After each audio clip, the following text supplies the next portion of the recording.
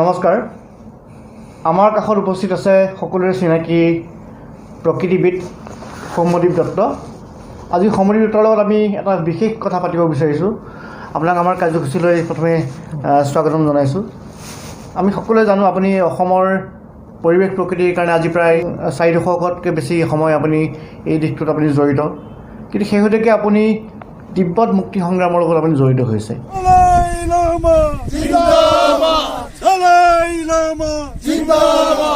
भारत तिब्बत मैत्री अमर रहे, अमर रहे। भारत तिब्बत मैत्री।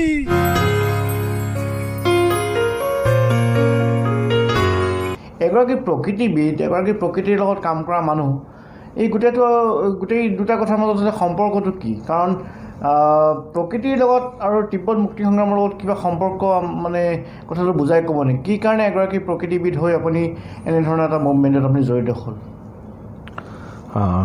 ঠিক, আপুনি সুন্দৰ প্ৰশ্ন কৰিছে। বহুতৰ মনত হয়তো এই প্ৰশ্নটো আহিব। আচলতে প্ৰকৃতি সংৰক্ষণ আন্দোলনৰ লগত তিব্বত মুক্তি আন্দোলন এইটো ওতপ্ৰোতভাৱে জড়িত হৈ আছে। আমি বহু বছৰ ধৰি পেলাই প্ৰকৃতি সংৰক্ষণৰ আন্দোলনৰ লগত জড়িত, মানুহে সেইটো কথা গম পায়। কিন্তু তিব্বত মুক্তি আন্দোলনৰ লগতো মই জড়িত হৈ আছোঁ। যিসকলে মোৰ কিতাপ পত্ৰ পঢ়িছে, অৰুণাচলৰ ভ্ৰমণ কাহিনী পঢ়িছে, কিংবা পৱন পাৰণ দালাই লামাৰ প্ৰবচন মই ট্ৰেন্সলেট কৰিছোঁ অসমীয়াত, সেইবোৰ যিসকলে পঢ়িছে, যিসকলে এইবোৰৰ খবৰ ৰাখে, তেওঁলোকে কথাটো অলপকৈ হয়তো জানে। সেইকাৰণে তিব্বত মুক্তি আন্দোলনৰ লগত মই বহু বছৰ ধৰি পেলাই জড়িত হৈ আছোঁ।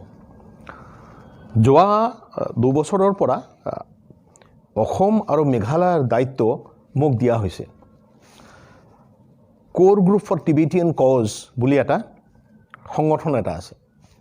এই কোৰ গ্ৰুপ ফৰ টিবেটিয়ান কজ যিমান তিব্বত মুক্তি আন্দোলনৰ লগত যিমান সংগঠন জড়িত, তেওঁলোকক কোঅৰ্ডিনেট কৰাৰ কাৰণে, তেওঁলোকৰ লগত আলোচনা কৰাৰ কাৰণে, সেই আন্দোলনটো আৰু শক্তিশালী ৰূপে আগুৱাই লৈ যোৱাৰ কাৰণে সেইটো এটা সংগঠন, সেইটো এটা ৰাষ্ট্ৰীয় স্তৰৰ এটা সংগঠন। সেই সংগঠনটোৰ অসম আৰু মেঘালয়ৰ দায়িত্ব মোক দিয়া হৈছে। তো এতিয়া আপোনালোকে মোক এনেকৈ কথা কোৱাত দেখি আছে এই কাৰণে যে যিহেতু অসম আৰু মেঘালয়ৰ দায়িত্ব মোক দিয়া হ'ল, তো মোৰ দায়িত্ব হ'ল অসমৰ মানুহখিনিক, মেঘালয়ৰ মানুহখিনিক, গোটেই ভাৰতৰ মানুহখিনিক তিব্বত মুক্তি আন্দোলনৰ কথাটো কোৱা, কিয় এই আন্দোলনত আমি চবেই চামিল হ'ব লাগে সেইটো কথা কোৱা, আৰু পৰিৱেশ, আপুনি যিটো কৈছে পৰিৱেশৰ লগত সেইটো ওতপ্ৰোতভাৱে এটা সম্পৰ্ক আছে। কেনেকৈ? যেনে ধৰক তিব্বত এখন অহিংসাত বিশ্বাস কৰা এটা ৰাষ্ট্ৰ, আমাৰ প্ৰতিবেশী ৰাষ্ট্ৰ। চীন আমাৰ প্ৰতিবেশী কেতিয়াও নহয়, তিব্বতৰ লগতহে আমাৰ সীমা। চীনে আহি পেলাই তিব্বত দখল কৰিছে, সেইকাৰণে বহুতে হয়তো ভুলকৈ কয় চীন সীমান্ত আমাৰ নাই। সেইটো এটা ভুল কথা, সেইটো কিছুমান মানুহৰ ভুল প্ৰপাগাণ্ডা। চীনৰো কিছুমান মানুহ এইবোৰ প্ৰপাগাণ্ডা কৰিছে। আৰু পৰিৱেশৰ কথাটো ইমান গুৰুত্বপূৰ্ণ এই কাৰণে যে আপুনি যদি খবৰ ৰাখে ভালকৈ, গোটেই তিব্বতৰ জংঘল কাটি, যিখিনি জংঘল আছে, গ্ৰাছলেণ্ড আছে, সেইবোৰ নষ্ট কৰা হৈছে। নিউক্লিয়াৰ ৱেষ্ট যিখিনি আছে, যিবোৰ বৰ্জ্য পদাৰ্থ ক্ষতিকাৰক, সেইবোৰ তিব্বততহে ডাম্প কৰা হৈ আছে, তিব্বতত পেলোৱা হৈ আছে। চবতকৈ ডাঙৰ কথা, যিমান নদী, উত্তৰ পূব ভাৰতৰ অসমৰ যিমান নদী, গোটেইকেইটা নদীৰ উৎস হ'ল তিব্বত। চীনে সেই নদীৰ পানী বেলেগ ফালে বোৱাবলৈ চেষ্টা কৰিছে, জাগাই জাগাই বান্ধ দিছে, বান্ধ দি পেলাই সেইটো সাংঘাতিক এটা বিপৰ্যয় কৰি আনিছে আমাৰ কাৰণে। So now time come, think humanity, 7 billion human being, and then whole world. And then on top of that, now today, the global warming also now become very serious matter. Some my friend, the global warming next few decades, it become more serious. So therefore, now the people, the G7, you see people, you see showing interest about the global warming. It is very, very important. Then I always was telling the Tibet people usually call roof of the world. So water resources, China, Yangtze River, and then India, Brahmaputra, and so on, and then Pakistan. So almost whole sort of Asia, this part of Asia, the water resources come from Tibet. So now Tibetan people also now notice less and less snow. And Dharamsala also, we notice, you see, the amount of also snowfall less and less. So now global warming is really very, very serious. So now is not just idea but practical level. We are really now facing a lot of problem. Global warming. I think global warming, due to global warming, there's too much rain, some area, some area dry. So these, you see, people suffer, particularly like in Africa and some area in India and China also, some cases, too much rain. In Africa, some area, too much rain, some area dry.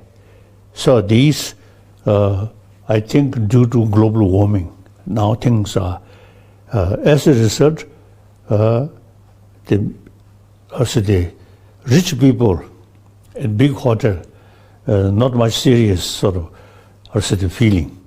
But poor people, they really used to face a serious problem. So therefore, now we should pay more attention about global warming.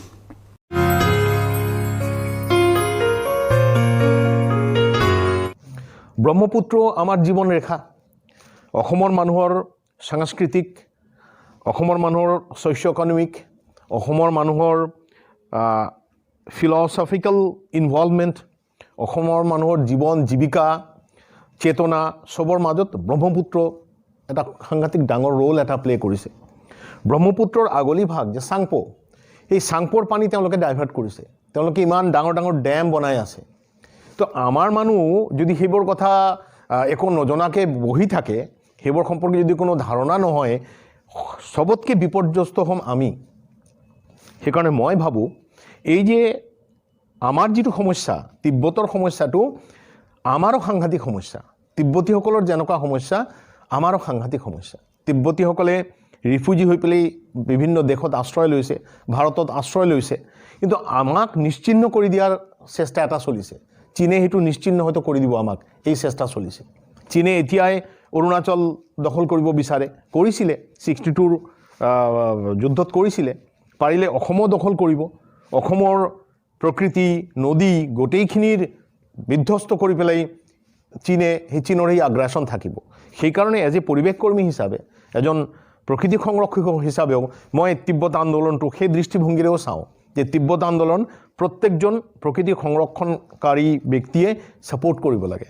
যিসকলৰ দূৰদৰ্শিতা আছে, যিসকল প্ৰকৃতি সংৰক্ষণৰ কামটো এটা level অকল অসমতে সীমাবদ্ধ নাৰাখি নেশ্যনেল আৰু ইণ্টাৰনেশ্যনেল পাৰ্চপেক্টিভছত চাই আছে, অসমৰ ইকলজিকেল ছিকিউৰিটিৰ কথা ভাবি আছে, তেওঁলোকেতো চীনৰ দ্বাৰা তিব্বতত যি আগ্ৰাসন হৈছে, তিব্বতৰ নদীবোৰৰ ওপৰত যি অত্যাচাৰ হৈ আছে, যি ছেৰছাৰ হৈ আছে, সেই সম্পৰ্কে সচেতন হ'ব লাগে, ভইচ ৰেজ কৰিব লাগে আৰু তিব্বতী স্বাধীনতা আন্দোলনত যোগদান কৰিব লাগে।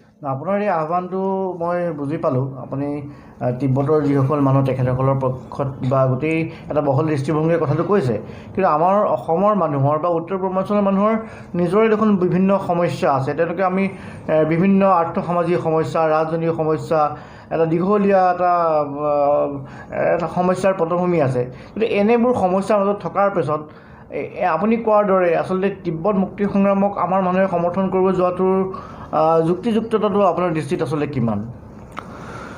মই ইতিমধ্যে ক'লোঁ, যিসকলে উপলব্ধি কৰিব পাৰিব তেওঁলোকে উপলব্ধি কৰিব যে এই সমস্যাটো অকল তিব্বতৰ সমস্যা নহয়। কেনেকৈ? মই আপোনাক ক'লোঁৱেই অলপ আগত যে অসমৰ সমস্যা এতিয়া ব্ৰহ্মপুত্ৰৰ পানী যদি ডাইভাৰ্ট কৰে, যিবোৰ তিব্বতৰ পৰা যিবোৰ পানী আমাৰ ইয়াতে আহি আছে সেইবোৰ পানীত যদি বৰ্জ্য আহে সেইবোৰত যদি অসুবিধা হয় গোটেই দেখোন অসমৰ উত্তৰ পূৰ্বাঞ্চলৰ ইক'লজিকেল এটা ইম্বেলেঞ্চ হ'ব তো সেইকাৰণে সেইটো তিব্বতৰ অকল সমস্যা নহয় সেইটো আমাৰো সমস্যা এতিয়া কথাটো হ'ল যে সেই দূৰদৰ্শিতা আমাৰ থাকিব লাগিব এতিয়া যেহেতু আমি এতিয়া কথা বতৰা পাতি আছোঁ বহুতে কথাটো ভাবিব যিসকলে কথাটো ভাবি পেলাই বুজিব যে হয় এইটোতো আমাৰো সমস্যা এইটো অকল তিব্বতৰ সমস্যা নহয় তিব্বত আমাতকৈ ওপৰত আছে এতিয়া অৰুণাচলৰ যদি জংঘল কাটি শেষ কৰি দিয়ে তেতিয়াহ'লে অসমত কোনো মানুহ আৰু থাকিব নোৱাৰিব কিয়নো গোটেই নদী চিল্ট হৈ পেলাই অসমৰ মানুহ অসম এৰি পলাব লাগিব ব্ৰহ্মপুত্ৰ ভেলীৰ মানুহ ঠিক তেনেকৈ তিব্বত ওপৰত আছে তিব্বতত যি ক্ষতি হৈ আছে পলিউশ্যন পইণ্ট অফ ভিউ নদীৰ পানী ডাইভাৰ্ট কৰা গোটেইখিনিৰ এফেক্ট আমাৰ ওপৰত পৰিব তো সেইটো আমাৰো সমস্যা আমাৰ নিজৰ সমস্যা আছে আমাৰ নিজৰ সমস্যাৰ লগত সেইটো এটা সমস্যা এইটোতো কথা নহয় যে মোৰ হাতৰ সমস্যা আছে মোৰ কিবা ভৰিৰ সমস্যা আছে কিন্তু মোৰ মূৰৰো এটা সমস্যা হ'ল কিন্তু আগৰ পৰা যেহেতু হাতৰ সমস্যা ভৰিৰ সমস্যা মই গম পাইছিলোঁ মূৰৰ সমস্যাটো মই চিন্তা নকৰিম সেইটোতো হ'ব নোৱাৰে এজন ভাৰতীয় মানুহৰ দৃষ্টিভংগী আচলতে কথাটো কিমান ইম্পৰ্টেণ্ট গোটেই কথাটো নেই ভাৰতীয় আমি অসমৰ মানুহ চব ভাৰতৰে মানুহ অসমৰ মানুহৰ সমস্যা মানে গোটেই ভাৰতৰ মানুহৰ সমস্যা অসমৰ যদি বিপৰ্যয় হয় গোটেই ভাৰতৰ মানুহ তাৰ কাৰণে ব্যথিত তাৰ কাৰণে চিন্তা কৰিব লাগিব আৰু ভাৰতৰ কাৰণে সাংঘাতিক এটা কথা হ'ল যে আমি এতিয়া গোটেই তিব্বত যিটো বৰ্ডাৰ তিব্বত সীমান্তত প্ৰত্যেক দিন 100 কোটি টকাতকৈ অধিক টকা খৰচ হৈ আছে আমাৰ যে ডিফেন্স আমি আমাৰ নিৰাপত্তাৰ বাবে যে এই ৰঙা চীনে আহি পেলাই আমাক গ্ৰাস কৰি পেলায় সেইটোৰ কাৰণে আমি নিৰাপত্তাৰ কাৰণে আমি কৰি আছোঁ ইমান টকা খৰচ হৈ আছে সেই টকা যদি নিৰাপত্তাত খৰচ নহ'ল হয় আজি তিব্বত যদি স্বাধীন থাকিলে হয় তেতিয়াহ'লে সেইটো আমাৰ সাংঘাতিক এটা বেনিফিট হ'ল হয় সেই টকা ডেভেলপমেণ্টেল ৱৰ্কত খৰচ কৰিব পাৰিলোঁ হয় সেইটো আল্টিমেটলি আমাৰহে টকা অৰ্থাৎ আমাৰ টকাৰে আমি চীনক ভেটি আছোঁ চীনে যাতে আমাক আগ্ৰাসনত গ্ৰাস নকৰে তাৰ কাৰণে আমি চেষ্টা কৰি আছোঁ তো তিব্বত যেতিয়া স্বাধীন আছিল তেতিয়াতো তেনেকুৱা কোনো কথা নাছিল আৰু দ্বিতীয় কথা হ'ল যে অসমৰ কাৰণে তিব্বতৰ স্বাধীনতা সাংঘাতিক আৰু ইকনমিকেলি মানে এটা সাংঘাতিক ভাইবল এটা কথা আছে তিব্বত স্বাধীন হ'লে আগত কি আছিল যেতিয়া তিব্বত স্বাধীন আছিল গোটেই অসমৰ পৰা কাপোৰ গৈছিল তিব্বতত যি বস্তু লাগিছিল গোটেই অসমৰ পৰা গৈছিল আজি ওদালগুৰি ইত্যাদি যি অঞ্চল সেইবোৰ অঞ্চলত যিবোৰ তাঁতশাল যিবোৰ আছিল যি মানুহখিনি যে কাপোৰ বৈছিল গোটেই তাৰ পৰা গৈছিল সেই খবৰবোৰ আমি ৰাখা নাই ব্ৰিটিছ অহাৰ পিছত এইবোৰ লাহে লাহে বন্ধ হৈ গৈছে সেইকাৰণে আমাৰ প্ৰজন্মই সেইটো কথা খুব এটা নাজানে আপুনি 4টা কাৰণৰ কথা কৈছিলে মানে তিব্বত মুক্তি সংগ্ৰামত এজন অসমৰ মানুহ বা উত্তৰ পূবৰ মানুহ বা এজন সমগ্ৰ ভাৰতৰ মানুহ জড়িত হোৱাৰ 4টামান কাৰণ কৈছিলে আপুনি নেই মূলগতভাৱে মই 4টা সিদ্ধান্তৰ কথা কওঁ ময়ো ভাবোঁ তেনেকৈ মই ভাবোঁ যে বেলেগেও এই কথাটো চিন্তা কৰা উচিত প্ৰথম কথা হ'ল যে অহিংসাত বিশ্বাসী এখন দেশ যেই দেশে কেতিয়াও কাৰো প্ৰতি কোনো অন্যায় কৰা নাই অহিংসা পৰম ধৰ্ম বিশ্বাস কৰি পেলাই চলি আছিল এই বৌদ্ধ তিব্বত তেওঁলোকক অন্যায়ভাৱে চীনে আহি দখল কৰিছে সেইটো এটা কথা চ' হিউমেনিটেৰিয়ান পইণ্ট অফ ভিউ মানৱিকতাৰ দৃষ্টিভংগীৰে যদি কোনোবা চায় তেওঁ বিচাৰিব যে না তিব্বতৰ স্বাধীনতা প্ৰয়োজন তিব্বত স্বাধীন হ'ব লাগে কিয়নো সেইটো অন্যায় কথা এটা কেনেকৈ এটা বেলেগ এটা দেশ জোৰ জবস্তি আহি পেলাই পৰাধীন কৰি থ'ব তাৰমানে মোতকৈ যোন শক্তিশালী সি মোক লাঠিয়াই গুৰিয়াই মাৰি পেলাই মোৰ ওপৰত অধিকাৰ সাব্যস্ত কৰিব যিহেতু মই দুৰ্বল সেইকাৰণে মই চুপকৈ থাকিব লাগিব সেইটো হ'ব নোৱাৰে সেইটো এটা কাৰণ যে সেই কাৰণতো আমি তিব্বত মুক্তি আন্দোলন সহায় কৰিব লাগে 2 নম্বৰ কাৰণ প্ৰকৃতি পৰিৱেশ অসম ভাৰতৰ যিটো পৰিৱেশ প্ৰকৃতিৰ বিপৰ্যয় হ'ব সেইটো তিব্বতৰ প্ৰকৃতিৰ বিপৰ্যয় হ'লেও হ'ব যিটো হৈ আছে যিটো নদী লৈ পেলাই যিটো নিউক্লিয়াৰ ডাম্পিং লৈ পেলাই যিটো হৈ আছে আমাৰ বহুতে হয়তো সেইটো লৈ অৱগত নহয় সচেতন নহয় কিয়নো এইবোৰ কথা নকয় কোৱা নহয় 2 নম্বৰ কাৰণ 3 নম্বৰ কাৰণটো হ'ল যে ভাৰতৰ নিৰাপত্তাও তিব্বতৰ মুক্তিৰ ওপৰত নিৰ্ভৰ কৰিছে তিব্বত যদি স্বাধীন হয় ভাৰতো বহু ক্ষেত্ৰত স্বস্তিৰ নিশ্বাস পেলাব সেইটো এটা কথা যে ভাৰতৰ কাৰণেও সেইটো এটা চিন্তা বিভিন্ন ঠাইৰ পৰা চীনে দখল কৰিব বিচাৰে পলিটিকেলি ইনফ্লুৱেঞ্চ কৰি পেলাই বিভিন্ন ওচৰৰ ৰাষ্ট্ৰকেইটাক ভাৰতৰ বিৰুদ্ধে প্ৰৰোচিত কৰিব বিচাৰে সেইটো এটা কথা তাৰ কাৰণে আমি বহুত চাফাৰ কৰিছোঁ যিসকলে চিন্তা কৰিব চিন্তাশীল মানুহখিনি অসমৰ এই কথাটো গভীৰভাৱে চিন্তা কৰিব যে এই চীনৰ এই আগ্ৰাসনৰ বাবে আমি কিমান চাফাৰ কৰিছোঁ সবতকৈ বেছি আমি অসমীয়াখিনিহে চাফাৰ কৰিছোঁ এইটোৰ কাৰণে আৰু 4 নম্বৰ কাৰণটো হ'ল যে আন্তৰ্জাতিকভাৱে যদি আমি ভাবোঁ আমাৰ প্ৰতিবেশী যিসকল আছে এই প্ৰতিবেশীক সহায় কৰা আমাৰ দায়িত্ব। আজি আমি কেতিয়াও গৈ পেলাই ভূটান দখল কৰিব যোৱা নাই, আমি কেতিয়াও গৈ পেলাই নেপাল দখল কৰিব যোৱা নাই, আমি কেতিয়াও গৈ পেলাই মায়ানমাৰ দখল কৰিবলৈ যোৱা নাই। কিন্তু আমাৰ প্ৰতিবেশী এটা ৰাষ্ট্ৰ তিব্বতক চীনে দখল কৰিলে, আৰু তিব্বতক যে চীনে দখল কৰিলে আমাৰ ৰাজনৈতিক নেতাসকলৰ, মই নাম নকওঁ, ৰাজনৈতিক নেতাসকলৰ সাংঘাতিক কিছুমান ব্লাণ্ডাৰ আছিল। আমি সেই ভুলৰ প্ৰায়শ্চিত্ত কৰিব লাগে। আমাৰ আগৰ নেতাসকলে এনেকুৱা ভুল কৰিলে আৰু সেই ভুল তেওঁলোকে স্বীকাৰো কৰিছে। সেই ভুলৰ কাৰণে চীনৰ আগ্ৰাসী ৰূপ আমাকো আক্ৰমণ কৰিছে, তিব্বতকো দখল কৰিছে। সেইকাৰণে আমাৰ প্ৰজন্মই সেইটো ৰেক্টিফাই কৰাৰ কাৰণে আগবাঢ়ি আহিব লাগে। যিটো ভুল কৰি পেলাই আমি যিটো ক্ষতি কৰিলোঁ, যিটো আমাৰ কৰ্মফল হ'ল, সেই কৰ্মফলত আমি ভুগি আছোঁ। আৰু এতিয়াও যদি তিব্বত আন্দোলনত যদি আমি শৰিক নহওঁ, তিব্বতৰ স্বাধীনতাৰ বাবে যদি আমি কাম নকৰোঁ, আমাৰ পৰৱৰ্তী প্ৰজন্ম তাৰ কাৰণে আকৌ চাফাৰ কৰিব। এতিয়া সমৰদীপ দত্তই গোটেই তিব্বত মুক্তি সংগ্ৰামৰ লগত তেখেতটো কিয় জড়িত হ'ল বা তাৰ বিভিন্ন দিশ সম্পৰ্কে ক'ব। কিন্তু তাৰ আগতে আমি ভাৰত তিব্বত মৈত্ৰী সংঘৰ এগৰাকী সমন্বয়ক জিগমেজিৰ কিছু ভাষ্য আমি সেই ভাষ্য শুনোৱাইছোঁ, আৰু ভাষ্যৰ পাছতেই সমৰদীপ দত্ত আপোনালোকক এই বিষয়ে বিস্তৃতভাৱে ক'ব। আপোনালোকে নিশ্চয় এই কথাবোৰ শুনিলে গোটেই বিষয়টো কিছু অনুধাৱন কৰিব পাৰিব।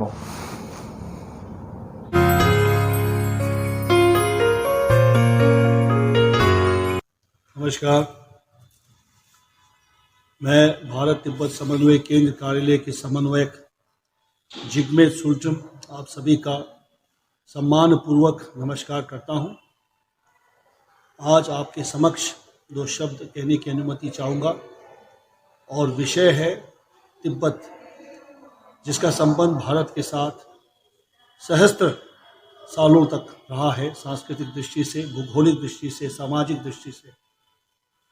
लेकिन पिछले 60 वर्षों से 70 वर्षों से तिब्बत की जो वस्तुस्थिति है, आज वो चीन के अधीन में है। 6000 मठों का विनाश हुआ है, करीब 12 लाख लोग उसमें अपने लोगों के जान गंवाए हैं।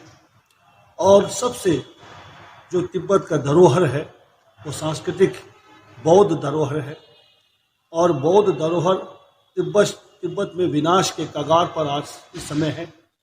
लेकिन किसी तरह से परम पावन दलाई लामा जी अपने अनुयायियों के साथ 80,000 अनुयायियों के साथ भारत में शरण लिए थे 1959 में। आज यही संस्कृति भारत में पनप रही है, संरक्षित हुई है। और 14वें दलाई लामा जी का जो मूल उद्देश्य है कि भारत हमेशा हमारा गुरु रहा है और तिब्बत उसका चेला रहा है, और इस गुरु चेले के संबंध को और सक्रिय बनाने के लिए भारत में विभिन्न प्रकार के हमारे तिब्बती समर्थक संगठन है, जिसका पूरा ताना बाना core group for Tibetan cause India देख रेख करती है। और ये संयोग है कि आज हम यहाँ आपके भारत के पूर्व उत्तर राज्य असम के गुवाहाटी से ये दो शब्द मैं रख रहा हूँ, क्योंकि हमारा जो मैसेज है इधर आपके बीजिंग तक जाना है और उधर हमारे न्यू दिल्ली तक जाना है। और भारतीयों को ये समझना होगा कि भारत का संबंध सांस्कृतिक दृष्टि से और विशेषकर पूर्व और उत्तर का जो संबंध है वो केवल और केवल तिब्बत के साथ रहा है। और इस विषय को यदि हम समझ पाते हैं तो हम अपने ही पास्ट को, हम अपने ही भूत को, हम अपने ही पृष्ठभूमि को समझ पाएंगे, ऐसा मैं विश्वास रखता हूँ। विभिन्न प्रकार के कार्यक्रम हो रहे हैं, चाहे धरना हो, भूख हड़ताल हो, पद यात्रा हो, सेमिनार्स हो, प्रेस कॉन्फ्रेंस हो, बहुत सारे कार्यक्रम हो रहे हैं। आप भी आकर के इस तिब्बत मुक्ति साधना में आप सहयोग दें, ऐसे मैं कामना करता हूँ। जय भारत, जय तिब्बत।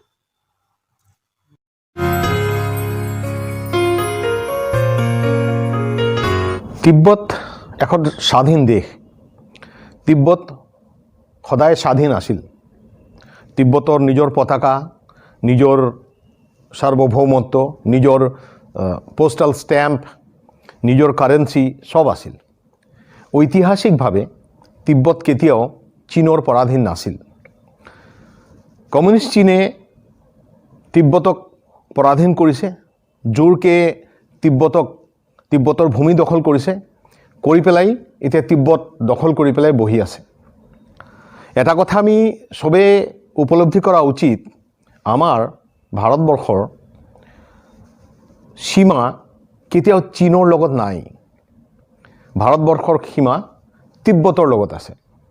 অৰ্থাৎ চীন আমাৰ প্ৰতিবেশী নহয়, তিব্বতহে আমাৰ প্ৰতিবেশী। তিব্বতৰ লগত আমাৰ হাজাৰ হাজাৰ বছৰৰ সম্পৰ্ক, সাংস্কৃতিক সম্পৰ্ক, ব্যাপাৰিক বাণিজ্যিক সম্পৰ্ক, আধ্যাত্মিক সম্পৰ্ক গোটেইখিনি তিব্বতৰ লগত। অসমত বহু জনগোষ্ঠী আছে, বড়োৰ পৰা আৰম্ভ কৰি পেলাই ৰাভা, দেউৰী, যিমান কছাৰী, তেওঁলোকে এসময়ত তিব্বতৰ পৰাই প্ৰব্ৰজিত হৈ আহিছে। অৰ্থাৎ তিব্বতৰ লগত আমাৰ তেজৰ সম্পৰ্কও আছে। কমিউনিষ্ট চীনে তিব্বতক জোৰকৈ যে দখল কৰি থৈছে সেইটো অন্যায়। তিব্বতৰ স্বাধীনতা আন্দোলন চলি আছে। গোটেই বিশ্বত তিব্বতীসকলে অকল এইটো দেখুৱাব পাৰিছে যে অহিংসাৰ মাজেৰে কেনেকৈ স্বাধীনতা আন্দোলন সম্ভৱ, কেনেকৈ স্বাধীনতা আন্দোলনৰ লক্ষ্যৰ পিনে আগুৱাই যাব লাগে।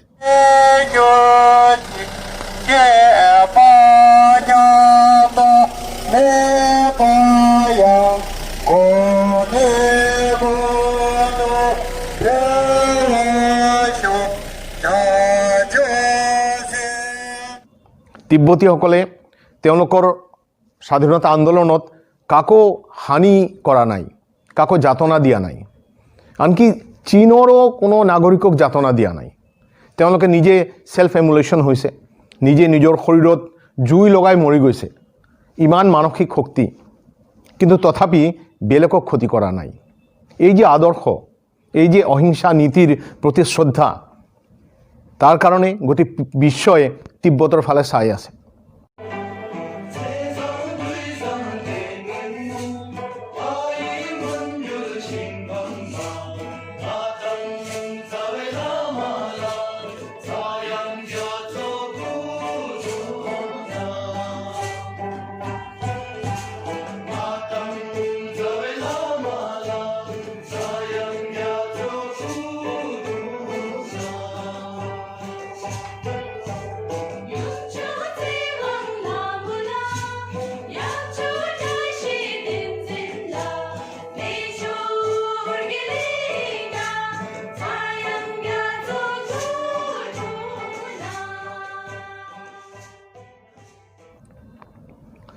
তিব্বতৰ মুক্তি আন্দোলনত আমি প্ৰত্যেকে সামিল হ'ব লাগে, আমি প্ৰত্যেকে আমাৰ মৰাল ছাপোৰ্ট দিব লাগে, আমি প্ৰত্যেকে সমস্বৰে তিব্বতৰ স্বাধীনতাৰ বাবে আমাৰ ভইচ ৰেজ কৰিব লাগে।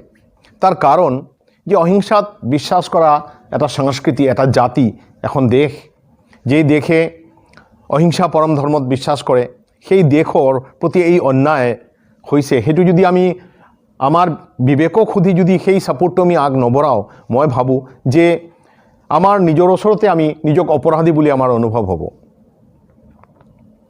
তিব্বত মুক্তি আন্দোলনত এইকাৰণে আমি সবে একগোট হ'ব লাগে, সবে যোগদান কৰিব লাগে, কিয়নো চীন ভাৰতৰ কাৰণে এটা সাংঘাতিক বিপদ। বিপদ অকল ৰাজনৈতিকভাৱে নহয়, চীনে যে ভাৰতৰ মাটি দখল কৰিব বিচাৰে অকল সেইটোৱে নহয়, সমগ্ৰ তিব্বতৰ পৰিৱেশ চীনে নষ্ট কৰি আছে। তিব্বতৰ পৰা যিমান নদী আহিছে, অৰ্থাৎ আমাৰ অসমৰ যিমান নদী, গোটেইবোৰৰ উৎস তিব্বত। চীন আহি পেলাই সেই নদীবোৰ দখল কৰিছে, নদীবোৰ দখল কৰি পেলাই নদীবোৰ প্ৰদূষিত কৰিছে, তাতে আণৱিক বৰ্জ্য তাতে ডাম্প কৰিছে, নদীৰ পানী ডাইভাৰ্ট কৰিছে। অৰ্থাৎ অসমৰ কাৰণেও ভাৰতৰ কাৰণেও এইটো এটা সাংঘাতিক বিপৰ্যয়। আজি যদি আমি তিব্বতৰ স্বাধীনতাৰ বাবে আন্দোলন নকৰোঁ, এটা সময় আহিব আমি অসমীয়া মানুহখিনি, আমি অসমত বসবাস কৰা মানুহখিনি সবতকৈ বেছি ছাফাৰাৰ হ'ম। সেইকাৰণে পৰিৱেশ প্ৰকৃতি সংৰক্ষণৰ চিন্তাত আৰু অসমৰ ইক'লজিকেল ছিকিউৰিটিৰ চিন্তাত আমি তিব্বত মুক্তি আন্দোলনত আমি যোগদান কৰিব লাগে। আজি চীনে তিব্বত দখল কৰিছে, তিব্বতী সংস্কৃতি ধ্বংস কৰি আছে, তিব্বতৰ যিটো পৰম্পৰা সেইটো ধ্বংস কৰি আছে। আৰু এই ৰঙা চীন, কমিউনিষ্ট চীনে, এই চীনৰ চৰকাৰে কাৰ প্ৰতি অন্যায় কৰা নাই। উইঘুৰ মুছলমানসকলৰ ওপৰতো চৰম অত্যাচাৰ কৰিছে, বৌদ্ধখিনিৰ ওপৰতো চৰম অত্যাচাৰ কৰিছে। তাতে ইমান জাতি জনগোষ্ঠী আছে, কাৰো ভাষাক মান্যতা দিয়া নাই, কাৰো সাংস্কৃতিক মান্যতা দিয়া নাই। তো এই যে আগ্ৰাসন, এই আগ্ৰাসনৰ বিৰুদ্ধে গোটেই বিশ্ব একগোট হৈ পেলাই যুঁজিব লাগে। আৰু আমি অসমত বসবাস কৰা মানুহখিনি, নৰ্থ ইষ্টত বসবাস কৰা মানুহখিনিও এই আন্দোলনত সামিল হ'ব লাগে। অলপ দিন আগতে অৰ্থাৎ 17 নৱেম্বৰ আমি গুৱাহাটী প্ৰেছ ক্লাবত প্ৰেছ মিট কৰিছিলোঁ। তাতে আমাৰ জাৰ্নেলিষ্ট বন্ধুসকলে আহিছে। আপোনালোকে বিভিন্ন বাতৰি কাকতৰ মাধ্যমেৰে সেইটো হয়তো শুনিছে। তাৰপিছত আমি ৱাৰ মেমৰিয়েল যিটো আছে গুৱাহাটীৰ, তাতে আমি এটা কেণ্ডেল লাইট প্ৰগ্ৰাম কৰিছিলোঁ। তাতে তিব্বত আন্দোলনৰ লগত যুক্ত বিভিন্ন দল, সংগঠন, মানুহ তাতে যোগদান কৰিছে। ইয়াৰ পিছত আমি তেজপুৰত প্ৰেছ মিট কৰিছোঁ। তেজপুৰ টুৰিষ্ট লজৰ প্ৰেক্ষাগৃহত আমি কৰিছোঁ। তেজপুৰৰ সাংবাদিক বন্ধুসকলে প্ৰত্যেকে আহিছে, প্ৰত্যেকে সহযোগিতা কৰিছে। ইয়াৰ পিছত আমি অৰুণাচল গৈছোঁ। অৰুণাচলৰ বিভিন্ন ঠাইত আমি গৈছোঁ। তাতে তিব্বতী সমুদায় যে আছে তেওঁলোকৰ লগত আমি কথা পাতিছোঁ। বিভিন্ন তিব্বত আন্দোলনৰ লগত যুক্ত যিবোৰ সংগঠন তেওঁলোকক লগ ধৰিছোঁ। তেনেকৈ আমি দিৰাং, বমডিলা সেইবোৰত আমি মিটিং কৰিছোঁ, আলোচনা কৰিছোঁ। চেলা টপ অৰ্থাৎ 14,000 ফিট ওপৰত যে চেলা টপ আছে, তাৰ পৰা আমি তিব্বত মুক্তি আন্দোলনৰ যাত্ৰা আৰম্ভ কৰিছোঁ। তিব্বতৰ পতাকা, ভাৰতৰ পতাকা লৈ পেলাই আমি যাত্ৰা আৰম্ভ কৰিছোঁ। আৰু সেই যাত্ৰা টাৱাঙৰ পৰাও আমি আৰম্ভ কৰিছোঁ। টাৱাঙৰ ঐতিহাসিক যিটো মনস্ট্ৰী, টাৱাং মনস্ট্ৰী, তাৰ পৰা সেই আকৌ যাত্ৰা আৰম্ভ হৈছে। টাৱাঙৰ বিভিন্ন অঞ্চলৰ মাজেৰে এঠাইত আহি পেলাই আকৌ আলোচনা হৈছে, মিটিং হৈছে। তিব্বতী সংস্কৃতি, অৰুণাচলৰ সংস্কৃতি, মনপা সংস্কৃতি গোটেইখিনি পৰিৱেশন কৰা হৈছে। আৰু এই তিব্বত আন্দোলনৰ যিটো চেতনা, যিটো ধাৰা, সেইটো যাতে সাধাৰণ মানুহ বুজি পায়, আমাৰ যে কি বিপদ সেইটো যাতে বুজি পায়, সেই কথালৈও আমি আলোচনা কৰিছোঁ। চীনৰ লগত আমাৰ সম্পৰ্ক হাতম পৰখীয়া। হিউৱেন চাং যেতিয়া আহিছিল কামৰূপত অৰ্থাৎ অসমত, তেতিয়া আমাৰ লগত চীনৰ সদায় এটা ভাল সম্পৰ্ক আছিল। কিন্তু আমি পাহৰিলে নহ'ব, সেইটো বৌদ্ধ চীনৰ সম্পৰ্ক আছিল। সেইকাৰণে চীনৰ সাধাৰণ জনসাধাৰণ, চীনৰ সংস্কৃতি, চীনৰ মানুহ, তেওঁলোকৰ লগত কোনো ভুল বুজাবুজি নাই। তেওঁলোকৰ প্ৰতি আমাৰ শ্ৰদ্ধা আছে। আমাৰ অসুবিধা হ'ল এই কমিউনিষ্ট চীন অৰ্থাৎ কমিউনিষ্ট গভৰ্ণমেণ্টখনক লৈ পেলাই।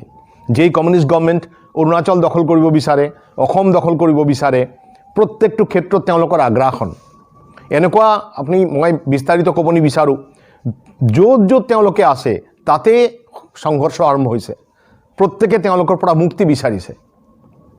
ইণ্টাৰনেশ্যনেল নিউজ যিসকলে অলপ ফ'ল' কৰে তেওঁলোকে গম পায় গোটেই বিশ্বত যোনে চাইনাৰ তলত আছে কোনো সুখী হৈ থকা নাই। চাইনা, চীনৰ যিটো চৰকাৰ, চীনৰ যিটো কমিউনিষ্ট গভৰ্ণমেণ্ট, এইটো এটা দানৱ। সেই দানৱৰ পৰা বাচিবলৈ ছিকিম ভাৰতৰ লগত যোগদান কৰি দিছে। যদি সেই দানৱ যদি ইমানে ভাল হ'ল হয়, তাৰ প্ৰগতি, তাৰ এইবোৰৰ কথা যিবোৰ কৈ থাকে, প্ৰচাৰ কৰি থাকে, সেইটো যদি ইমানেই ভাল হয়, তেতিয়াহ'লে ছিকিমটো তেওঁলোকৰ লগত যোগদান কৰিলে হয়। কিন্তু সেইটো কৰা নাই, কিয়নো ছিকিম জানে যে চীনৰ লগত যোগদান কৰা মানে সৰ্বস্ব হেৰুওৱা। আজি ভূটান আমাৰ লগত, ভাৰতৰ লগত আছে, ভাৰতৰ লগত তাৰ সম্পৰ্ক ভাল। তো এই যে কথাখিনি, এই কথাখিনি আমিও বুজা উচিত। প্ৰত্যেকজন অসমীয়া, প্ৰত্যেকজন নৰ্থ ইষ্টৰ মানুহ, প্ৰত্যেকজন ভাৰতীয় অন্তত এই কথাটো উপলব্ধি কৰিব লাগে যে চীন অন্যায়ভাৱে তিব্বত দখল কৰি থৈছে। আৰু তিব্বত দখল কৰি তিব্বতীসকলকতো ৰিফিউজি বনাইছে, তিব্বতীসকলৰতো কষ্টৰ সীমা নাই, চৰম কষ্টত পেলাইছে। আমাৰ ভাৰতৰ, অসমৰ, নৰ্থ ইষ্টৰ কাৰণেও বিপৰ্যয় আনিছে। আজি যদি তিব্বতী মানুহখিনিৰ ফালে আপুনি চাব যে ভাৰতবৰ্ষত সিহঁতে ইমান বছৰৰ পৰা আছে। পৰণ পাৱন দালাই লামাৰ নেতৃত্বত এই মানুহখিনি ভাৰতীয় সংস্কৃতিত, ভাৰতীয় অৰ্থনীতিত সাংঘাতিক এটা যোগদান দিছে। আপুনি য'তেই তিব্বতী ৰিফিউজি পাব, আপুনি চাব তেওঁলোকে কিমান ডিগনিফাইড, কিমান শ্ৰদ্ধাশীল ৰূপে নিজেও জীয়াই আছে, আনকো জীয়াই থাকিবলৈ সহায় কৰিছে। আৰু এটা কথা যে তিব্বতত বৌদ্ধ ধৰ্ম অৰ্থাৎ ভাৰতবৰ্ষৰ দৰ্শন ভাৰতৰ পৰা তিব্বতলৈ গৈছিল। পৰৱৰ্তী সময়ত বিভিন্ন কাৰণত ভাৰতত সেই বৌদ্ধ দৰ্শন প্ৰায় নোহোৱাৰ নিচিনা অৱস্থা হৈছে। পৰম পাবন দালাই লামাৰ নেতৃত্বত বিভিন্ন বৌদ্ধ গোষ্ঠী, বৌদ্ধ গুম্ফা, বৌদ্ধ মনস্ট্ৰী আকৌ ভাৰতৰ সেই সংস্কৃতি, ভাৰতৰ সেই দৰ্শন আকৌ ভাৰতত চৰ্চা হৈ আছে। অৰ্থাৎ অহিংসা পৰম ধৰ্ম বিশ্বাসী যিসকল মানুহ কোনো বৈষম্যত বিশ্বাস নকৰে, জাত পাত ভেদ ভাৱত যিসকলে বিশ্বাস নকৰে, যিসকলে মানৱিকতাত বিশ্বাস কৰে, হিউমেনিটেৰিয়ান গ্ৰাউণ্ডত বিশ্বাস কৰে, যিসকলে প্ৰকৃতি সংৰক্ষণ হোৱাটো বিচাৰে, যিসকলে বিচাৰে ভাৰতৰ নিৰাপত্তা সুৰক্ষিত হওক, যিসকলে বিচাৰে যে আমাৰ পৰৱৰ্তী প্ৰজন্ম সুৰক্ষিত থাকক, তেওঁলোকে তিব্বতৰ এই মুক্তি আন্দোলনত চামিল হ'ব লাগে, যোগদান কৰিব লাগে। মই অসমৰ প্ৰত্যেকজন জনসাধাৰণ, অসমৰ ছাত্ৰ সংগঠন, অসমৰ NGOs, চিভিল ছ'চাইটি প্ৰত্যেকক আপিল কৰি আছোঁ, প্ৰত্যেকক আবেদন কৰি আছোঁ তিব্বতৰ মুক্তি আন্দোলনত যাতে তেওঁলোকে চামিল হয়, তিব্বতৰ ঘটনাবোৰ সম্পৰ্কে তেওঁলোকে যাতে ৱাকিবহল হৈ থাকে, তেওঁলোকে যাতে জনা হৈ থাকে। ৰিচেণ্টলি আন্তৰ্জাতিক মহলতো বিভিন্ন দেশ একগোট হৈছে তিব্বতৰ মুক্তিৰ কথাটো লৈ পেলাই। আপোনালোকে হয়তো জানে ইউনাইটেড ষ্টেটছ অফ আমেৰিকাত যে নতুন চৰকাৰ আহিলে সমগ্ৰ দুটা দলে সহমত প্ৰকাশ কৰিছে আৰু তিব্বত চৰকাৰৰ এক্সাইল গভৰ্ণমেণ্টৰ যোন প্ৰধান তেওঁক ৱাশ্বিংটনত মাতিছে। তো সেইটো বহুত ডাঙৰ কথা। মোৰ কথা হ'ল ৰাজনৈতিকভাৱে এইবোৰ কথা হৈ থাকিব, সেইটো ৰাজনৈতিক কথা। আৰু তিব্বত স্বাধীন হ'বই। পৃথিৱীৰ কোনো দেশক আন কোনো দেশে জোৰকে দবাই ৰাখিব নোৱাৰে, বেছি দিন পৰাধীন কৰি থাকিব নোৱাৰে। মই যেতিয়া বিভিন্ন মানুহৰ লগত কথা পাতোঁ, বহুতৰ মনত এনেকুৱা প্ৰশ্ন উদয় হয়, কিছুমানে মোক সোধেও যে চীন ইমান শক্তিশালী, চীনৰ পৰা তিব্বতৰ মুক্তি সম্ভৱনে? আমি কওঁ নিশ্চিতভাৱে সম্ভৱ। এই কথাক লৈ পেলাই মই ৰাছিয়াৰ ফালে দৃষ্টি আকৰ্ষণ কৰিব বিচাৰোঁ। ৰাছিয়া কিমান শক্তিশালী দেশ আছিল, কিন্তু ৰাছিয়া যেতিয়া ভাঙিলে টুকুৰা হৈ পেলাই বহুকেইটা ৰাষ্ট্ৰৰ জন্ম হ'ল আৰু তিব্বতটো স্বাধীন ৰাষ্ট্ৰ। আমাৰ কথা ভাবক, ভাৰতীয়সকলৰ কথা ভাবক, আমি প্ৰায় 300 বছৰ পৰাধীন আছিলোঁ। এনেকুৱা এটা জাতিৰ পৰাধীনতাত আছিলোঁ আমি যে যেই জাতিৰ কয় যে সেই সাম্ৰাজ্যত সূৰ্য অস্ত নাযায়, ইমান ডাঙৰ সাম্ৰাজ্য, ইমান শক্তিশালী ব্ৰিটিছ। আৰু সেই সময়ত ভাৰতীয়সকলৰনো কি আছিল? ভালকৈ কাপোৰ পিন্ধাৰ অৱস্থা নাছিল ভাৰতীয়সকলৰ, কিন্তু আমি স্বাধীন হ'লোঁ। প্ৰায় 300 বছৰ পৰাধীনতাৰ পিছত আমি স্বাধীন হৈছোঁ। ঠিক তেনেকৈ তিব্বতো স্বাধীন হ'ব, তিব্বত বহুত সোনকালে স্বাধীন হ'ব।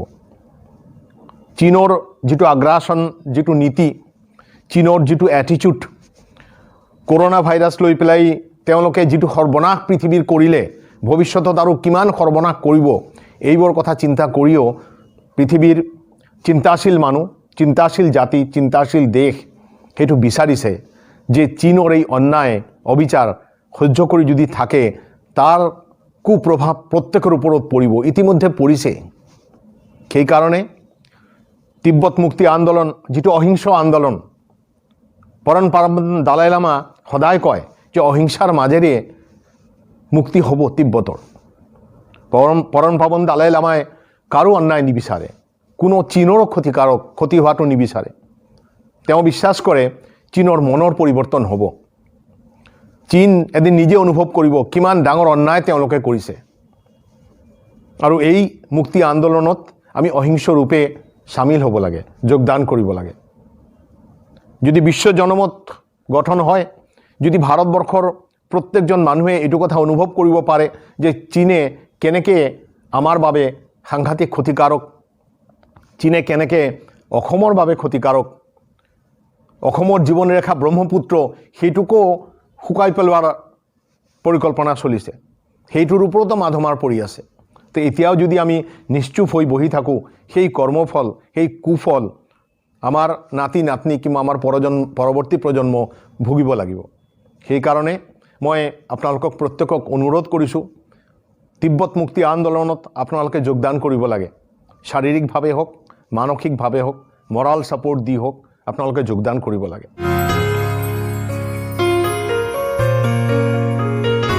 তিব্বত মুক্তি আন্দোলনৰ কথা আমি বিভিন্ন সময় বিভিন্নভাৱে মানুহৰ তাতে লৈ যাম আৰু ধীৰে ধীৰে বহু মানুহ এই আন্দোলনত যোগদান কৰি আছে, এই আন্দোলন শক্তিশালী কৰি আছে। কিন্তু এই আন্দোলন অহিংস আন্দোলন, অহিংসাৰ মাজেৰে আমি আন্দোলন কৰিম। এই যে অন্যায় হৈছে এই অন্যায়ৰ কথা আমি ক'ম আৰু অহিংসাক বুকুত লৈ পেলাই অহিংসাৰ ৰাস্তাত আমি যাত্ৰা কৰিম। আমি হিংসাৰ ৰাস্তা কেতিয়াও ল'ব নিবিচাৰোঁ, কাৰো ক্ষেত্ৰত ল'ব নিবিচাৰোঁ। চীনৰ জনসাধাৰণ আমাৰ বন্ধু, বৌদ্ধ চীন আমাৰ বন্ধু। আমাৰ খালি ক্ষোভ যে কমিউনিষ্ট চীন অৰ্থাৎ চীন চৰকাৰে, এইটো ডেমক্ৰেটিক গভৰ্ণমেণ্টো নহয়, অৰ্থাৎ যে গণতান্ত্ৰিকভাৱে নিৰ্বাচিত চৰকাৰো নহয়। যদি গণতান্ত্ৰিকভাৱে নিৰ্বাচিত চৰকাৰ হ'ল হয়, তিব্বত বহুত আগতে তিব্বতৰ মুক্তি হৈ গ'ল হয়। কিয়নো চীনৰ বহু মানুহো বিচাৰে তিব্বতৰ ওপৰত এই অন্যায় কৰাটো উচিত নহয়। তিব্বতৰ ওপৰত অবৰ্ণনীয় অত্যাচাৰ কৰিছে, সেই কথাখিনি আজি নকওঁ, কেতিয়াবা সময় পালে তিব্বতীসকলৰ ওপৰত কি অবৰ্ণনীয় অত্যাচাৰ কৰিছে চীনে, সেই কথাটো আপোনালোকে গম পাব। আৰু আমি সেই কালচাৰেল এক্সচেঞ্জটোও কৰি আছোঁ।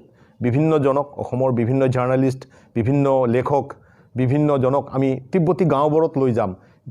কোনো যোৱা নাই আজিলৈকে, কোনো অসমীয়া সেই তেনেকৈ তিব্বতী গাঁওবোৰত যোৱা নাই, তিব্বতী গাঁওবোৰত থকা নাই, তেওঁলোকৰ লগত আলোচনা কৰা নাই। তেওঁলোকৰ কথা শুনিলে চকু পানী ওলাব।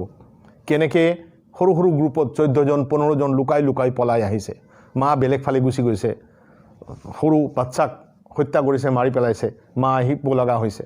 বাচ্চা দেখি তাৰ চকুৰ আগত দেখিছে মা দেউতাক মাৰি পেলালে, সি লুকাই কোনো ৰকম বাচিলে, সি লুকাই লুকাই আকৌ আহিছে, 8 বছৰ বয়স তাৰ। তেনেকুৱা অজস্ৰ ঘটনা আছে।